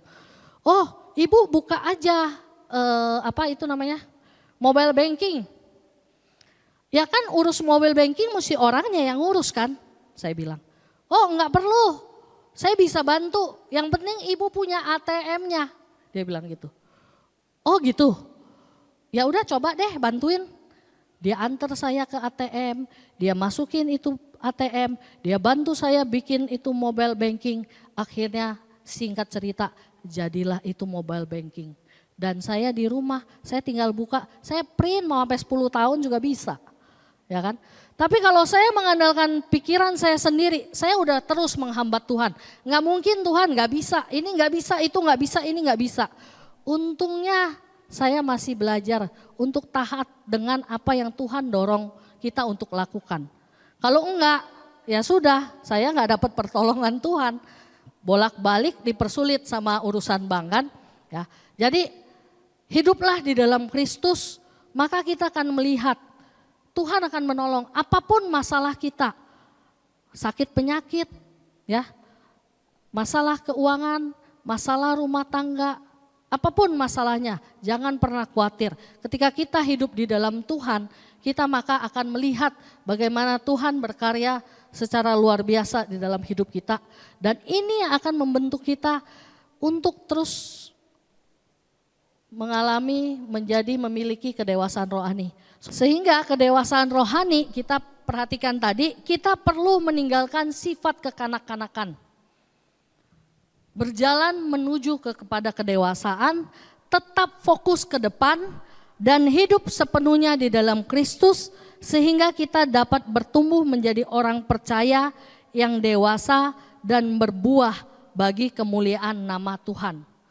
Dengan demikian, maka kita, next saja tolong, nggak bisa. Maka apabila kita mengalami kedewasaan rohani, maka kita akan mengalami yang namanya perubahan nilai di dalam hidup kita. Kita lihat ya di dalam Matius 6, di mana banyak sekali pertanyaan-pertanyaan. Tuhan atau mamon, makanan atau hidup, pakaian atau tubuh. Sebenarnya Tuhan itu sudah menjabarkan pertanyaan-pertanyaan itu untuk melihat nilai hidup kita. Pilihan mana yang kita pilih? Kita pilih Tuhan atau pilih mamon? Pilih makanan atau hidup? Pilih pakaian atau tubuh? Kalau manusia cenderung memilih apa? Mamon, makanan, minuman, pakaian. Kita lupa terhadap kehidupan rohani yang perlu kita tumbuhkan. Dari sinilah kita bisa melihat orang yang mengalami kedewasaan rohani, maka ia pun akan mengalami perubahan nilai di dalam hidup dia yang akan menentukan tindakan dia di dalam melakukan segala sesuatu di dalam hidupnya. Selain itu, kita akan memiliki kemampuan untuk mengelola apa yang ada di tangan kita. Sekarang kita lihat ya medsos di mana-mana. Di sini main medsos semua nggak ya? Medsos Instagram, TikTok, Facebook. Saya rasa mungkin sebagian besar ya, mungkin nggak semua, tapi sebagian besar. Tapi ketika kita lihat medsos itu, apa yang terbersit di pikiran kita? Waduh, ini orang kok jalan-jalan terus ya? Wah, dia ganti mobil baru nih. Wah macem-macem pikiran kita. Kalau ada setan yang mau bisikin kita, wah itu orang dapat dari mana ya duitnya ya? Akhirnya kita mulai kan berpikir macam-macam. Kita mulai ngurusin urusan orang lain yang bukan urusan kita. kita lupa bahwa di dalam diri kita yang Tuhan percayakan pun harus kita kelola. Apa yang ada di tangan kita justru kita tidak kelola dengan baik, tetapi kita justru mengurusi urusan orang lain yang tidak perlu, yang akhirnya membawa kita kepada tidak terjadinya kedewasaan rohani. Sehingga kita lihat, kita harus perhatikan terutama juga panca indera kita. Kita harus bisa mengelola apa yang kita lihat, apa yang kita dengar, apa yang kita ucapkan. Ya, sehingga semuanya itu bisa menunjukkan bahwa Tuhan itu ada di dalam hidup kita. Di dalam Roma ayat 13 dikatakan, janganlah kamu menyerahkan anggota-anggota tubuhmu kepada dosa untuk dipakai sebagai senjata kelaliman. Tetapi serahkanlah anggota tubuhmu kepada Allah untuk menjadi senjata kebenaran. Jadi kelolalah apa yang sudah Tuhan berikan kepada kita. Ya. Sehingga kita bisa lihat proses pendewasaan rohani kita. Nah, kedewasaan rohani itu membutuhkan niat dan proses belajar. Niat untuk diproses, kembali tadi membutuhkan waktu, membutuhkan komitmen dan membutuhkan ketaatan. Nah, pertanyaannya sekarang, maukah Anda menjadi orang dewasa yang rohani? Ada yang mau? Angkat tangan coba yang mau. Enggak kedengeran soalnya. Puji Tuhan. Kita percaya di dalam setiap kelemahan kita, kita mau bertumbuh di dalam Tuhan. Supaya apa? Supaya kita sungguh-sungguh bisa dibentuk Tuhan, memiliki kedewasaan rohani, sehingga apapun yang kita alami kita tidak mudah goyah. Kita bisa berdiri teguh, menyuarakan, membesarkan nama Tuhan yang telah menolong hidup kita. Dan kita harus percaya di mana Allah telah memberi kita rohnya untuk menolong kita agar kita semakin bertumbuh di dalam pengenalan akan Tuhan. Punyailah relasi yang baik dengan Tuhan, berdoa dengan Tuhan, berpikir menyerahkan semuanya kepada Tuhan, berkomunikasilah dengan Tuhan. Ya, maka kita akan lihat hidup kita akan sungguh-sungguh merasakan kuasa dan kasih Tuhan yang tidak terbatas di dalam hidup kita. Amin. Mari kita tundukkan kepala. Allah Bapa di dalam surga, hamba-Mu telah selesai berbicara Tuhan, namun kami percaya Roh-Mu yang kudus Tuhan senantiasa menjamah setiap hati kami, sehingga Tuhan dari segala hal yang telah diungkapkan pada siang hari ini sungguh-sungguh boleh menjadi rema di dalam kehidupan kami, membantu kami Tuhan untuk kami boleh mengalami kedewasaan rohani.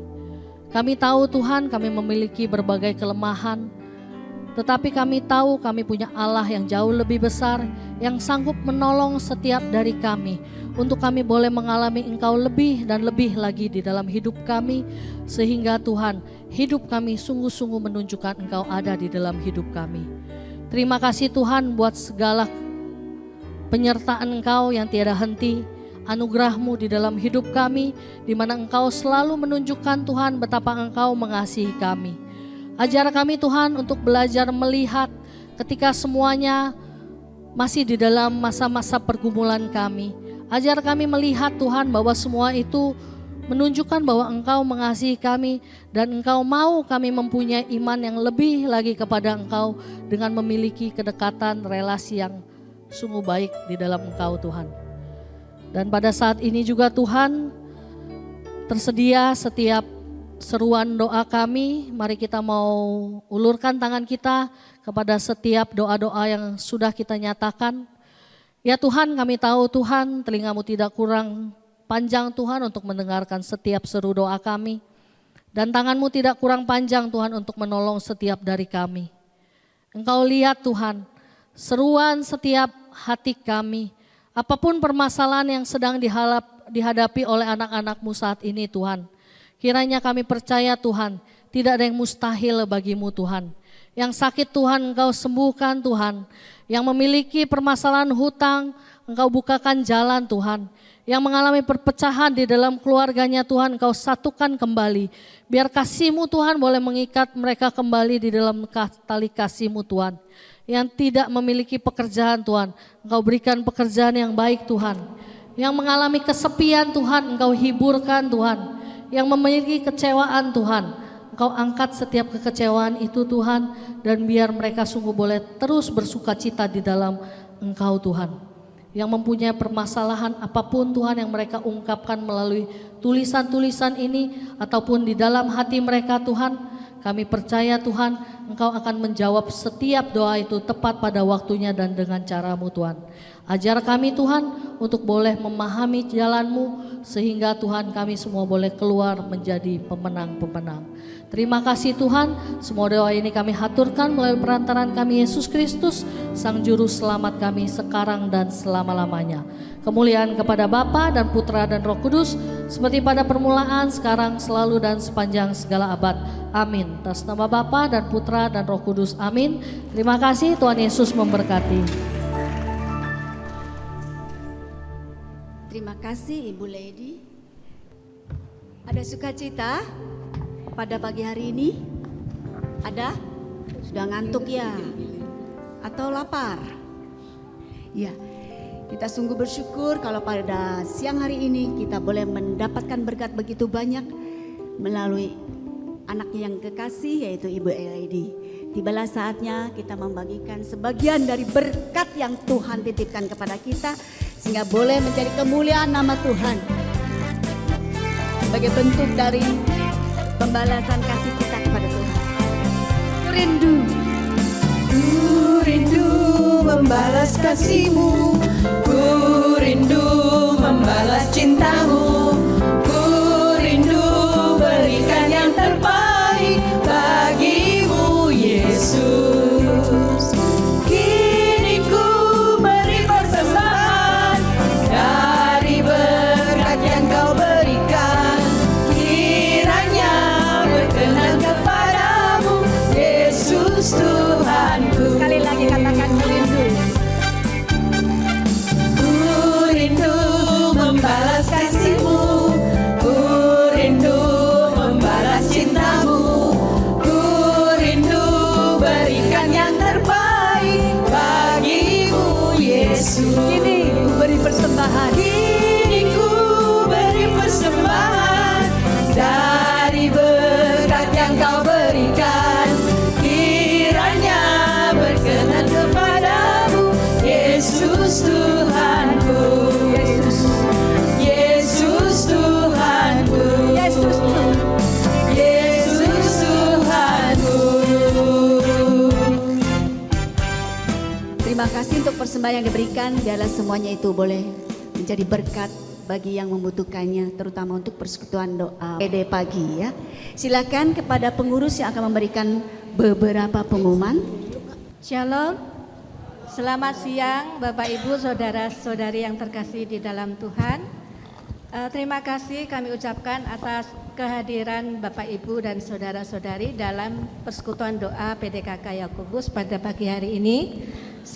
Semoga Tuhan memberkati Bapak Ibu dengan sehat, sejahtera, penuh sukacita ya.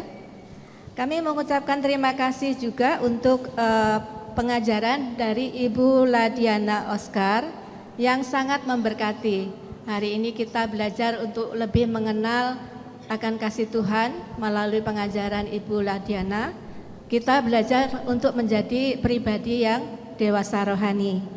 Terima kasih juga untuk teman-teman kita yang telah memberikan kesaksian, Ibu Yuberti, kesaksian penyertaan Tuhan, Ibu Maria, kesaksian tentang bagaimana Tuhan menopang Ibu di saat-saat yang tidak terduga, dan Ibu Huling serta Ibu Lia, di mana Tuhan menyertai dan memulihkan orang tua dari Ibu Huling dan menopang Ibu Lia ya dalam menjaga kekudusannya dengan mendengarkan suara Tuhan saat ada godaan. Terima kasih, Tuhan memberkati kesaksian ibu-ibu semuanya. Terima kasih kepada tim pujian yang dipimpin oleh Ibu Cynthia dan teman-teman semuanya. Terima kasih untuk iringan musik oleh Ibu Anita, Tuhan memberkati. Terima kasih untuk petugas LCD Ibu Sri Mulyati dengan Ibu Desi serta soundman Pak Yudi. Terima kasih juga kepada seluruh petugas penerima tamu kolektan dan seluruh petugas yang melayani pada siang hari ini. Tuhan Yesus memberkati. Ada beberapa pengumuman. Yang pertama, pada hari Kamis malam tanggal 13 Maret pukul 19.30 ada renungan yang akan dibawakan oleh Pak Gunawan HP dengan tema Jangan Sombong dan Penuh dengan Iri Hati. Yang kedua, PDKK Lansia diadakan pada hari Jumat tanggal 4 Maret pukul 10 pagi di Aula lantai 4 Gedung Pastoral Santo Yakobus. Renungan akan dibawakan oleh Ibu Ivon Tarore dengan tema Diutus untuk Berubah.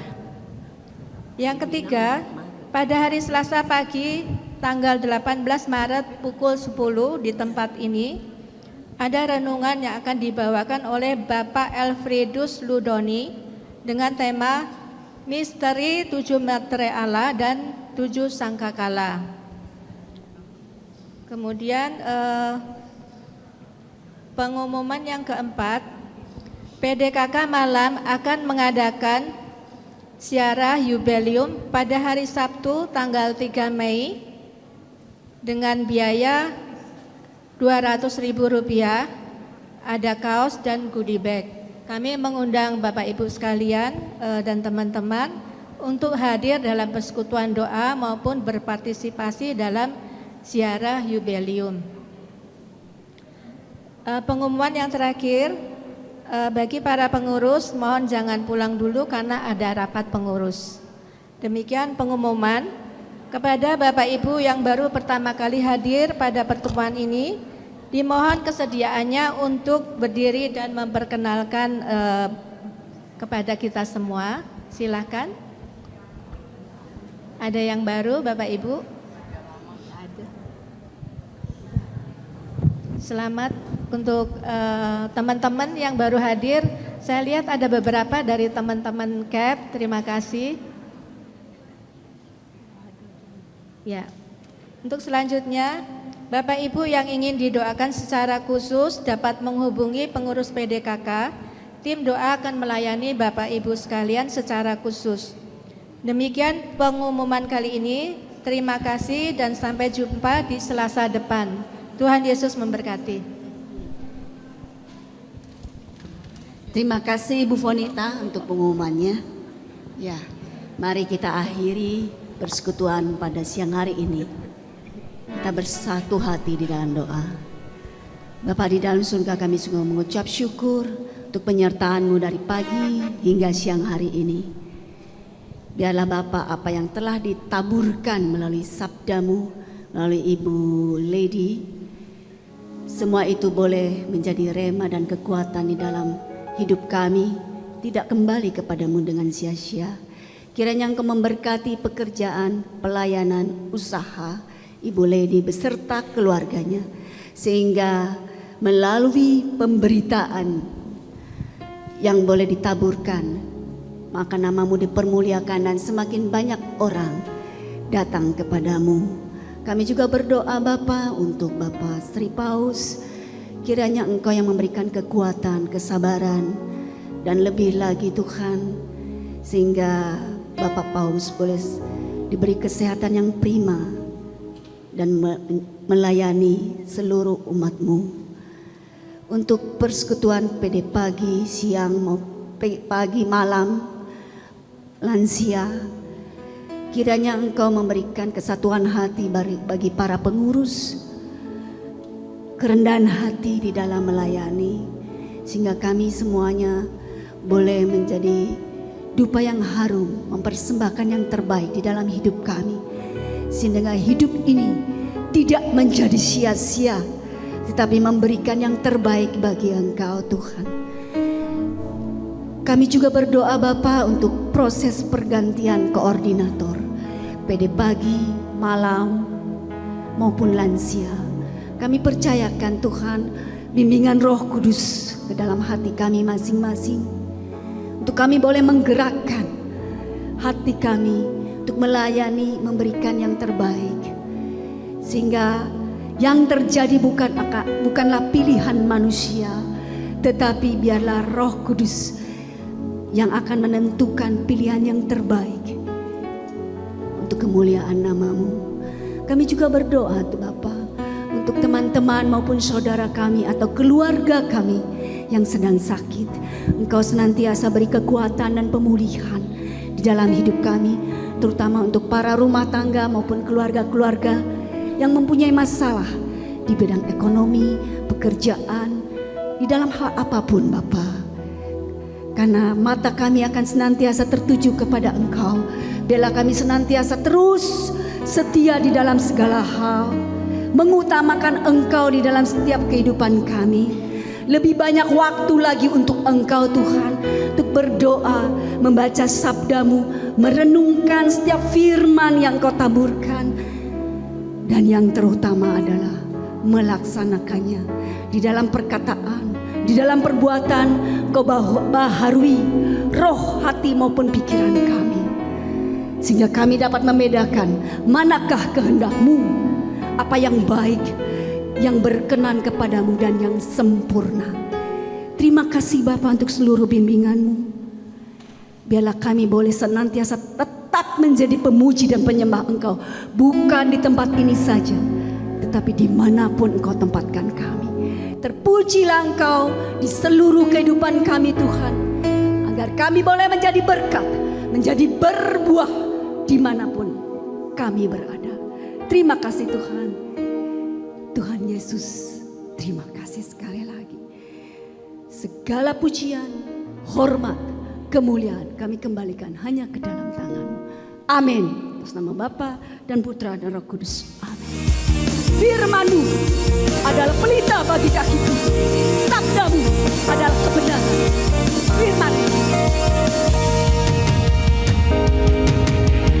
Firman-Mu Tuhan, pelita bagi kakiku. Janji-Mu, terang bagi jalan-jalanku. Kebenaran-Mu menuntun setiap hari. Ku menantikan-Mu, beri kekuatan baru. Bukan terbang tinggi di awan, bersama-Mu Tuhan dalam kemuliaan. Sebab firman-Mu teguh menopang, bukan aman dalam-Mu Tuhan. Yang firman boleh menjadi pelita kaki kita. Firman-Mu Tuhan, pelita bagi kakiku. Janji-Mu, terang bagi jalan-jalanku. Kebenaran-Mu menuntun setiap hari.